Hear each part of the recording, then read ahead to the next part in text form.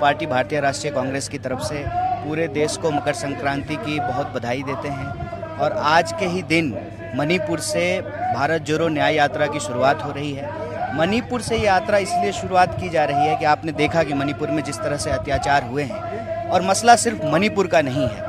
आप जीवन से जुड़े हुए किसी भी क्षेत्र या पहलू को उठा करके देख लीजिए, चाहे आप किसान की बात कर लें, मजदूर की बात कर लें, जवान की बात कर लें, महिला की बात कर लें।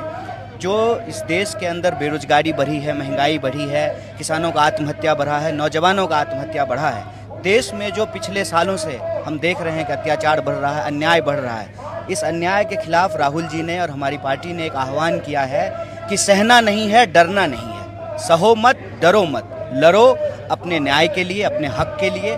और इसी भावना को लेकर के, इसी भाव को लेकर के, इसी विचार को लेकर के भारतीय राष्ट्रीय कांग्रेस ने भारत जोड़ो न्याय यात्रा की शुरुआत कर रही है। तो मैं इस देश के तमाम आम आवाम से ये अपील करना चाहता हूँ कि आप महसूस करते हैं कि आपके साथ अगर कुछ गलत हो रहा है, आपके साथ कोई अत्याचार हो रहा है, अन्याय हो रहा है, तो उस अन्याय के खिलाफ ना आपको डरने की ज़रूरत है, ना उस अन्याय को आपको सहने की ज़रूरत है। तो आप आइए, इस मुहिम में शामिल होइए।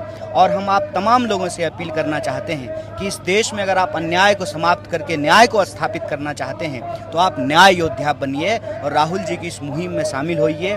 देश को इस मौके पे हम ये आग्रह करना चाहते हैं कि बिना लड़े कुछ भी नहीं मिलता है, अपने हक के लिए लड़ना पड़ता है। देश की आज़ादी के लिए भी लोगों को लड़ना पड़ा था अंग्रेज़ों के खिलाफ, तब आज़ादी मिली थी।